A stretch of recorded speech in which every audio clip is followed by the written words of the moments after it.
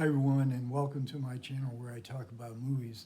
The movie I want to talk about today comes from 1965.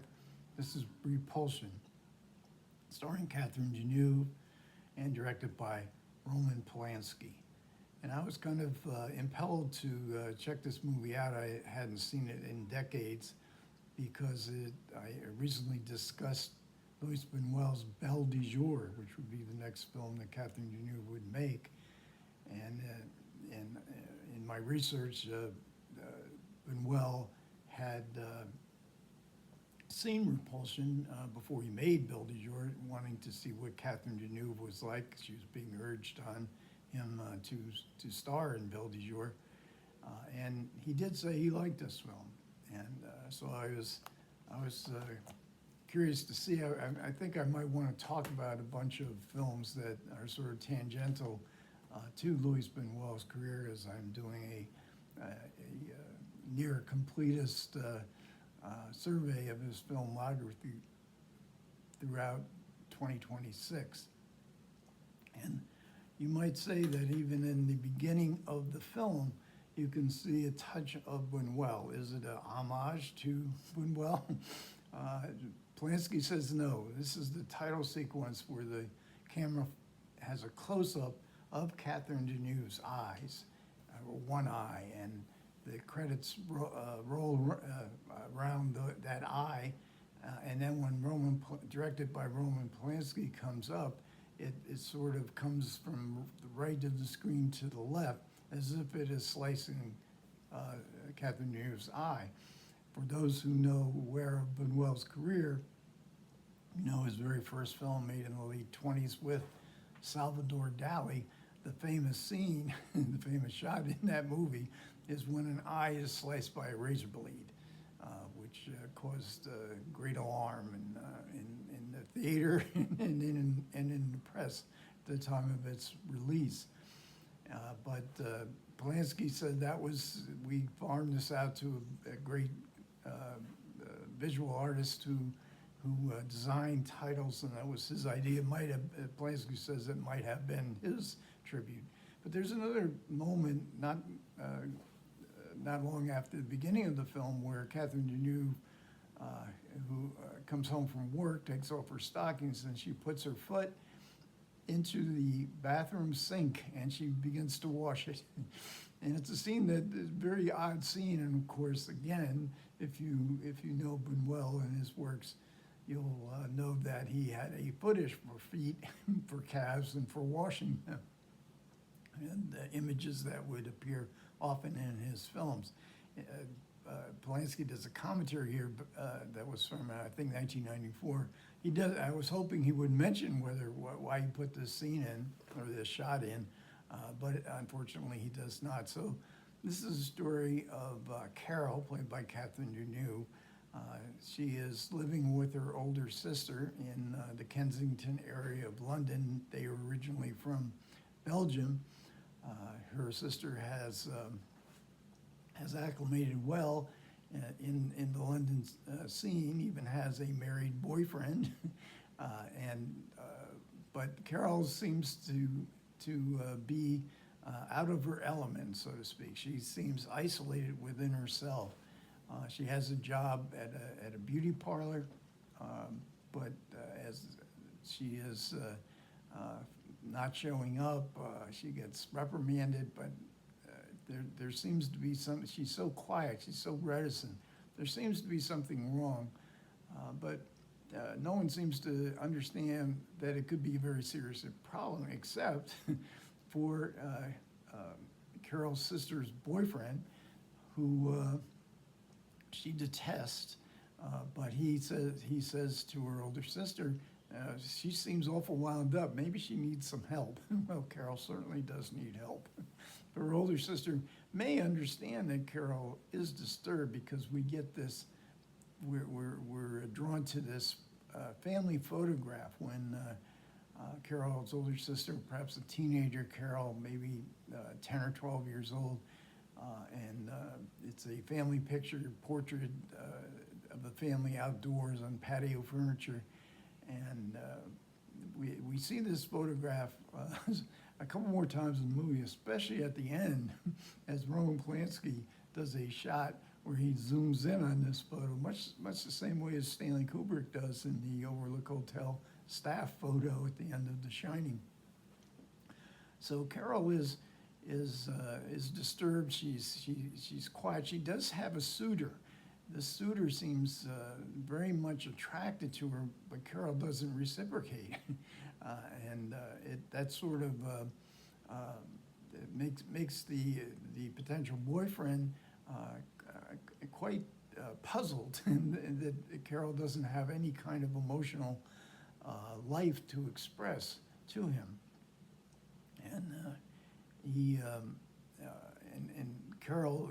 The repulsion of the title is Carol's repulsion to sex, to men in general, but especially to sex. As at night, she lays in her room and she hears the moans of her sister having sex, and it seems to be the trigger moment in the film where she begins to go over the line. She's not just disturbed, but she is basically seriously disturbed, all of which plays into the fact that Catherine Deneuve is such an attractive actress. Only 20 years old, she'd only made 2 movies that with Jacques Demy musicals. This was a very serious role. She didn't know whether she was up to it. Polanski, reputation of being a great director with actors, certainly played in. Deneuve credits him with really making her understand what it means to be an actress. In the supplements, there's a on-set documentary being made where we see Polanski directing Deneuve and how to move in certain ways, and the intensity of both, the intensity of Polanski and Deneuve, and their dedication to making this scene that they're filming as best as they can. It's really a very good supplement to watch. This is in the Criterion collection, and today is the beginning. This is June 26th, 2026, and this is the beginning of the Barnes & Noble half-price Criterion sale. And the good extras, I mentioned commentary with Polanski. Deneuve also comments throughout that commentary. So her psychosis, or whatever we want to call it, does intensify, especially when the sister and her boyfriend go abroad for a couple of weeks, and she just begs her sister to stay. You have to stay. You can't go. Carol herself seems to understand that there's something wrong, and it is going to go totally haywire if she doesn't have that emotional basis with her being around her sister.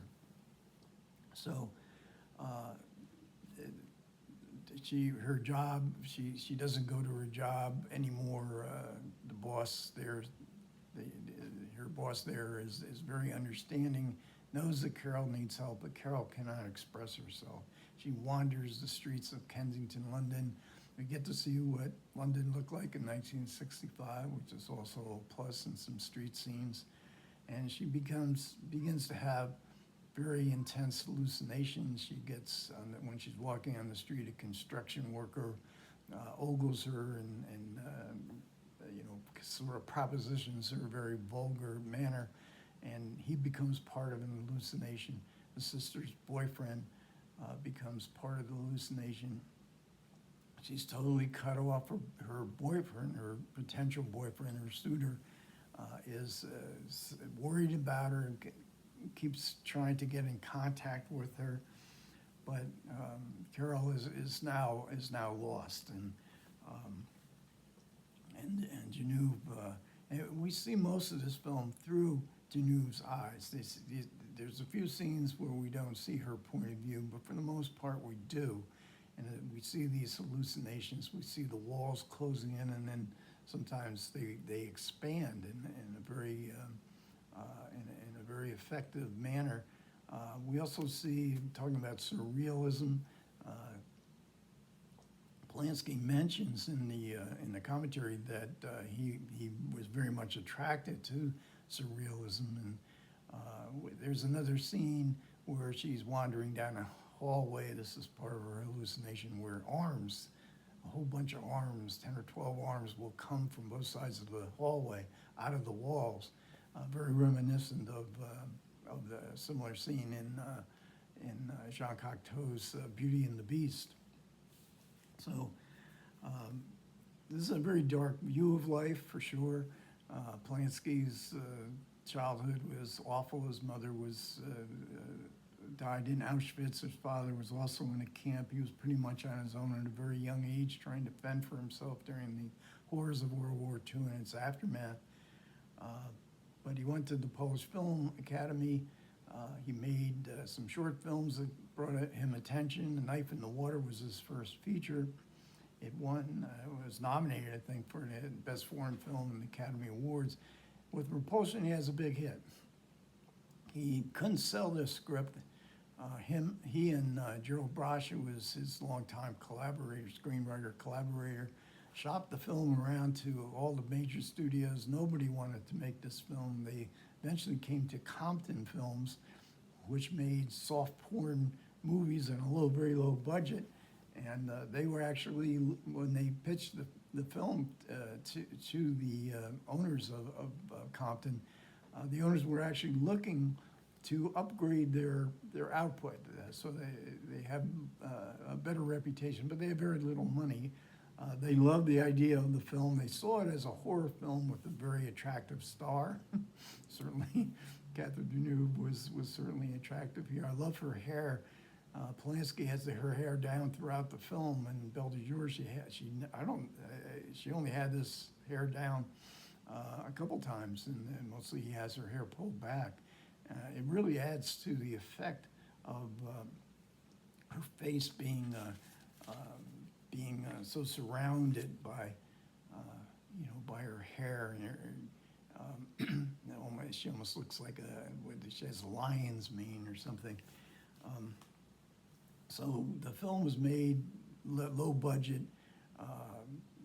When the owners saw it, they said, I thought we were going to get a Mini Cooper, and you gave us a Rolls Royce. But some people were very, taken with the film, and I think it was Columbia that bought it for distribution. All the reviews were terrific.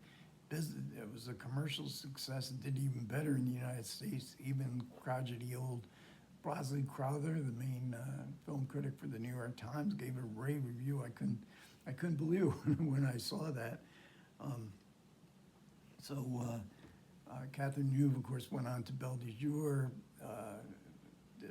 Polanski eventually winds up in Hollywood, makes Rosemary's Baby, another film where an apartment becomes a character in the movie, and certainly and I didn't mention this, but the apartment itself and everything in it becomes like a character in Repulsion. And then he also remade Repulsion to a variation, at least, in The Tenant, in which Polanski himself plays the Catherine Deneuve part, and then Rosemary's Baby, Chinatown, of course, and then Sharon Tate and the murders of his wife and his baby in 1969, and the Manson family killings, and you have to mention the trauma that he inflicted on a 14-year-old girl that resulted in his ultimate exile, never to return to the United States, even though in the early 2000s the Academy gave him a Best Director Oscar. An interesting life, for sure. Okay, thanks a lot for everybody who managed to listen. I do appreciate it. Comments are welcome. Take care.